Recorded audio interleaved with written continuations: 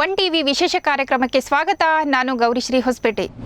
ಇವರು 15 ವರ್ಷಕ್ಕಿಂತ ಕಡಿಮೆ ವಯಸ್ಸಿನ ಮಕ್ಕಳು. ಆದರೆ ಅವರಲ್ಲಿರುವಂತಹ ಟ್ಯಾಲೆಂಟ್ ನೋಡಿದರೆ ಎಂಥವರಿಗೂ ಮೈ ಜುಮ್ ಎನಿಸುತ್ತದೆ.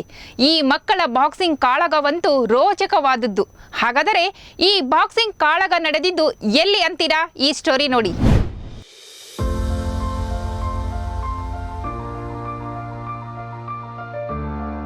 ಹೀಗೆ ಬಾಕ್ಸಿಂಗ್ ಕಣದಲ್ಲಿ ರೋಚಕವಾಗಿ ಫೈಟಿಂಗ್ ಮಾಡುತ್ತಿರುವ 15 ವರ್ಷದ ಮಕ್ಕಳು ಪ್ರತಿ ಪಂಚ್ಗೂ ಕೂಗದೆ ಪಂಚ್ಗೆ ಪಂಚ್ ನೀಡುತ್ತಿರುವ ದೃಶ್ಯಾವಳಿಗಳು ಕಂಡುಬಂದಿದ್ದು ಬೆಂಗಳೂರಿನ ಎಚ್ಎಸ್ಆರ್ ಬಡಾವಣೆಯ ಅಟಲ್ ಬಿಹಾರಿ ವಾಜಪೇಯಿ ಕ್ರೀಡಾಂಗಣದಲ್ಲಿ. ಎಚ್ಎಸ್ಆರ್ ಲೇಔಟ್ ಅಲ್ಲಿ ಮೊದಲ ಬಾರಿ ಕರ್ನಾಟಕ ಅಮೇಚರ್ ಬಾಕ್ಸಿಂಗ್ ಅಸೋಸಿಯೇಷನ್ ವತಿಯಿಂದ ಸ್ಟೇಟ್ ಬಾಕ್ಸಿಂಗ್ ಚಾಂಪಿಯನ್ಶಿಪ್ನ ಆರ್ಗನೈಸ್ ಮಾಡ್ತಾ ಇದ್ದೀವಿ.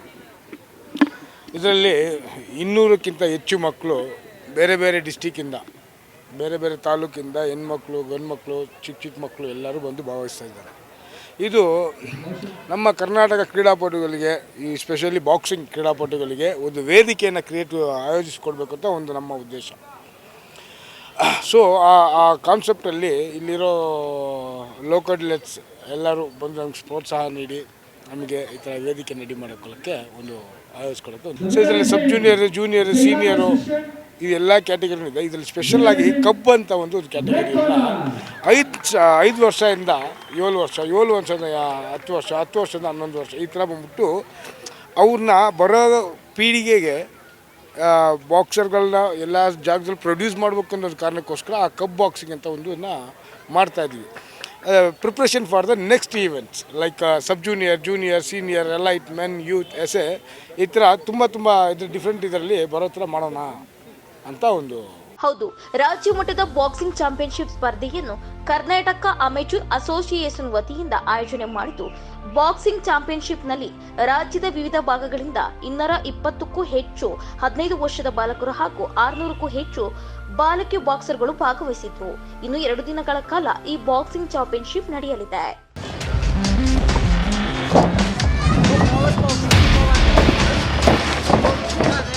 ಈ ರೋಚಕ ಬಾಕ್ಸಿಂಗ್ ಪಂದ್ಯದಲ್ಲಿ ಪ್ರತಿ ಮಕ್ಕಳು ರಾಜ್ಯದ 15ಕ್ಕೂ ಹೆಚ್ಚು ಜಿಲ್ಲೆಗಳಿಂದ ಭಾಗವಹಿಸಿದ್ದು, ಎದುರಾಳಿ ಬಾಕ್ಸರ್ ಜೊತೆ ಯಾವುದೇ ಆತಂಕವಿಲ್ಲದೆ ಸೆಟ್ನಲ್ಲಿ ಭಾಗವಹಿಸಿದ್ದು, ಇಂತಹ ಬಾಕ್ಸಿಂಗ್ ಕ್ರೀಡೆಯನ್ನು ಮತ್ತೆ ಆಯೋಜನೆ ಮಾಡಿದಲ್ಲಿ ಮತ್ತಷ್ಟು ಪ್ರತಿಭೆಗಳು ಬೆಳಕಿಗೆ ಬರುವ ಮೂಲಕ ಜಿಲ್ಲೆ, ರಾಜ್ಯ ಹಾಗೂ ನ್ಯಾಷನಲ್ ಮಟ್ಟದಲ್ಲಿ ಆಟವಾಡಲು ಅನುಕೂಲವಾಗುತ್ತದೆ. ಇದು ಹೇಳ್ಬೇಕಂದ್ರೆ ನಮ್ಮ ಕರ್ನಾಟಕ ರಾಜ್ಯದಲ್ಲಿ ಬಾಕ್ಸಿಂಗ್ ಅನ್ನೋದನ್ನ ಬೇರೆ ಸ್ಟೇಟ್ನವ್ರನ್ನ ತಂದು ಆಡಿಸೋ ಮಟ್ಟಕ್ಕೆ ಬೆಳೆದಿತ್ತು.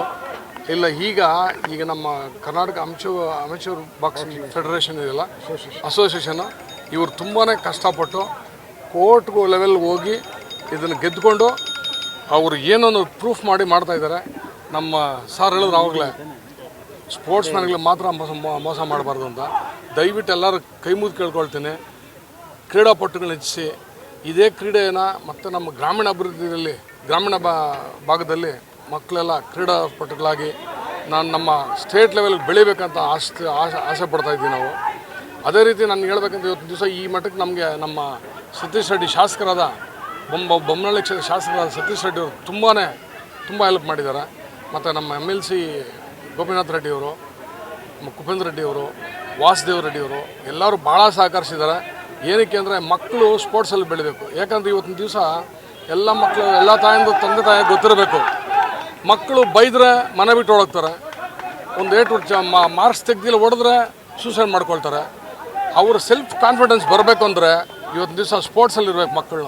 ಎಲ್ಲ ತಂದೆ ತಾಯಿ ಕೇಳ್ಕೊಳ್ತೀನಿ, ಗ್ರಾಮೀಣ ಭಾಗದಲ್ಲಾಗಲಿ ಮತ್ತು ನಮ್ಮ ನಗರ ಪ್ರದೇಶದಲ್ಲಾಗಲಿ ಮಕ್ಕಳನ್ನ ಸ್ಪೋರ್ಟ್ಸಲ್ಲಿ ಬಿಡಿ.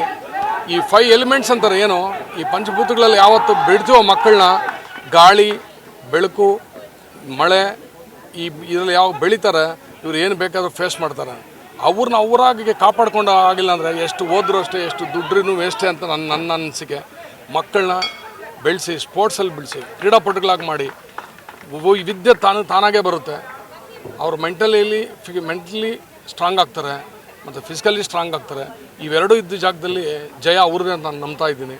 ದಯವಿಟ್ಟು ಇವತ್ತು ಈ ಲೆವೆಲ್ಗೆ ನಮ್ಮ ಕರ್ನಾಟಕನ ಈ ಲೆವೆಲ್ ತಂದು ಆಡಿಸ್ತಾ ಇರೋ ನಮ್ಮ ರಾಜ್ಕುಮಾರ್ ಅವ್ರಿಗೆ ಮತ್ತು ನಮ್ಮ ಮಾಜಿ ರಾಜ್ಕುಮಾರ್ ಸಂಗಡಿಗರಿಗೆ ನಾನು ಭಾಳ ಹೃದಯಪೂರ್ವಕ ವಂದನೆಗಳು ಹೇಳ್ತೀನಿ. ನಾನು ಕಡೆಯದಾಗಿ ಕೇಳ್ಕೊಳ್ಳೋದು ಒಂದೇ, ಏನಪ್ಪ ನನಗೆ ಇದರಲ್ಲಿ ಇಂಟ್ರೆಸ್ಟ್ ಅಂದರೆ ಈ ಥರ ಸ್ಪೋರ್ಟ್ಸ್ ಮಕ್ಕಳಲ್ಲಿ ಇದ್ದಾರಲ್ಲ, ಇವ್ರನ್ನ ಯಾವ್ದಾದ್ರು ಒಂದು ಲೆವೆಲ್ ತರಬೇಕು ಅಂತ ನಮಗೆ ಆಸೆ ಇತ್ತು. ಬಟ್ ಭಾಳ ಜನ ಪೊಲಿಟಿಷಿಯನ್ಸ್ ಇದಕ್ಕೆ ಎಂಟ್ರಿ ಆಗಿ ಹೆಸರುಗಳೇಳೋದು ಬೇಡ, ಭಾಳ ಅನ್ಯಾಯ ಮಾಡಿದ್ದಾರೆ. ಆದರೆ ತಮ್ಮ ಮಕ್ಕಳೇ ಈ ಥರ ಇದ್ದಿದ್ರೆ ಅವ್ರು ಮಾಡೋರ? ಈ ಬಿಲೋ ಪಾವರ್ಟಿ ಇದ್ದಾರೆ ಮಕ್ಕಳು ಅಂದ್ಬಿಟ್ಟು ಇವ್ರನ್ನ ಇಷ್ಟು ಕೀಳು ಮಟ್ಟಕ್ಕೆ ನಡೆಸ್ಕೊಳ್ಳೋದು ಒಳ್ಳೆಯದಲ್ಲ.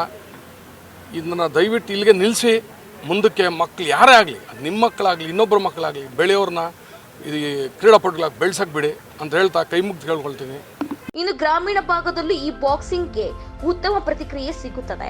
ಮಕ್ಕಳು ಕೇವಲ ವಿದ್ಯಾಭ್ಯಾಸವಲ್ಲದೆ ದೈಹಿಕವಾಗಿ ಮಾನಸಿಕವಾಗಿ ಸದೃಢವಾಗುತ್ತಾರೆ. ಈ ಬಾಕ್ಸಿಂಗ್ ಕ್ರೀಡೆಗೆ ಸರ್ಕಾರವೂ ಸಹ ಪ್ರೋತ್ಸಾಹ ನೀಡಬೇಕೆಂದು ಅಮೇಚೂರ್ ಬಾಕ್ಸಿಂಗ್ ಅಸೋಸಿಯೇಷನ್ ಪರವಾಗಿ ಮಾಧ್ಯಮಗಳ ಮುಖಾಂತರ ಆಯೋಜಕರು ಮನವಿ ಮಾಡಿದರು. ಇತ್ತೀಚೆಗೆ ಮೊನ್ನೆ ನಡೆದ ಮೋದಿಜಿಯವರ ನೇತೃತ್ವದಲ್ಲಿ ನಡೆದ ಒಂದು ಖೇಲೋ ಇಂಡಿಯಾ ಈವೆಂಟಲ್ಲಿ ನಮ್ಮ ಕರ್ನಾಟಕಕ್ಕೆ ಒಂದು ಕಂಚು ಒಂದು ಸಿಲ್ವರ್ ಮೆಡಲ್ ಬಂದಿದೆ. ಅದರಲ್ಲಿ ನಮ್ಮ ಕಡೆಯಿಂದ, ನಮ್ಮ ಮಂಗಳೂರು ಉಡುಪಿ ಕಡೆಯಿಂದ ಒಂದು ಹೆಣ್ಮಗು ನ್ಯಾಷನಲ್ಸಲ್ಲಿ ಕಂಚಿನ ಪದಕನೂ, ಇನ್ನೊಂದು ಖೇಲೋ ಇಂಡಿಯಾ ಇದರಲ್ಲಿ ಬಂದ್ಬಿಟ್ಟು ಕಂಚಿನ ಪದಕ ಗೆದ್ದು ನಿನ್ನೆ ನಮ್ಮ ಕರ್ನಾಟಕಕ್ಕೆ ಒಂದು ಕೀರ್ತಿ ತಂದಿದ್ದಾರೆ. ನಾವು ಈ ಥರ ಈ ಬಾಕ್ಸಿಂಗ್ ಈವೆಂಟ್ನ ನಾವು ಇಂಡೋರಲ್ಲಿ ಮಾಡೋದ್ರಿಂದ ಯಾರಿಗೂ ಇಲ್ಲಿ ಏನು ನಡೀತಾ ಇದೆ ಅಂತ ಒಂದು ಅರ್ಥ ಆಗ್ತಾ ಇಲ್ಲ. ಸೊ ಈ ಥರ ಹಲವಾರೇ ನಾವು ಔಟ್ಡೋರಲ್ಲಿ ಈ ಥರ ಈವೆಂಟ್ ಮಾಡಿದ್ರೆ ಪಬ್ಲಿಕ್ಕಿಗೆ ಗೊತ್ತಾಗುತ್ತೆ ಬಾಕ್ಸಿಂಗ್ ಅಂದರೆ ಏನು, ಹೆಣ್ಮಕ್ಳಿಗೆ ನಾವು ಹೆಂಗೊಂದು ಇದನ್ನು ನಾವು ತಲುಪಿಸ್ಬೋದು. ಈ ಯಾರೇ ಬಂದ್ರೂ ಒಬ್ಬರು ಹೊಡಿಯೋಕ್ಕೆ ಬಂದರೆ ನಾವು ಹೆಂಗೆ ಕಾಪಾಡ್ಬೋದು, ಸೈಕಾಲಜಿಕಲಿ ಇದು ಮಾಡ್ಕೋಬೋದು, ಅವರು ಒಂದು ಮ್ಯಾನ್ ಹ್ಯಾಂಡ್ಲಿಂಗ್ ಮಾಡಿದ್ರೆ ಅವ್ರನ್ನ ಹೆಂಗೆ ಇದು ಮಾಡ್ಕೋಬೋದು ಅಂತ ಒಂದು ಇದನ್ನು ಕಲಿಸ್ಕೊಡೋಕ್ಕೆ ನಮ್ಮ ವೇದಿಕೆನ ಇನ್ನೂ ಸ್ವಲ್ಪ ಗಟ್ಟಿ ಮಾಡ್ಕೊಂಡು ಇನ್ನೂ ಹಲವಾರು ಕಡೆ ಈ ಥರ ಈವೆಂಟ್ನ ಮಾಡೋಕ್ಕೆ ಸರ್ಕಾರ ನಮಗೆ ಒಳ್ಳೆ ಪ್ರೋತ್ಸಾಹ ಸಿಗಬೇಕು ಅಂತ ಒಂದು ಇದರಲ್ಲಿ. Karthik C, 1TV news, Bengaluru ಗ್ರಾಮಾಂತರ. ಒಟ್ನಲ್ಲಿ ಈ ಬಾಕ್ಸಿಂಗ್ ಕ್ರೀಡೆಯಲ್ಲಿ ಗ್ರಾಮೀಣ ಮಕ್ಕಳಿಗೆ ಸರ್ಕಾರದ ಪ್ರೋತ್ಸಾಹ ಸಿಕ್ಕಿದ್ದೇ ಆದಲ್ಲಿ ಮುಂದೊಂದು ದಿನ ಇವರು ನಮ್ಮ ರಾಜ್ಯಕ್ಕೆ ಗೌರವ ತಂದು ಕೊಡುವಲ್ಲಿ ಯಾವ ಅನುಮಾನಗಳೂ ಇಲ್ಲ.